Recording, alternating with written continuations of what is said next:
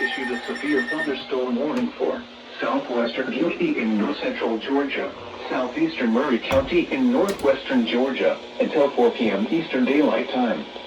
At 3:30 p.m. Eastern Daylight Time, a severe thunderstorm was located in Hills Creek near Ellijay, moving west at 15 miles per hour. Hazard, 60 miles per hour wind gusts and quarter-size hail. Source, radar indicated. Impact, hail damage to vehicles is expected. Expect wind damage to roofs, siding, and trees. Locations impacted include Ellijay, East Ellijay, Carter's, Talna, Ailes Creek, Ramhurst, Mountain Town, Fort Mountain State Park, and Round Top. For your protection, move to an interior room on the lowest floor of a building.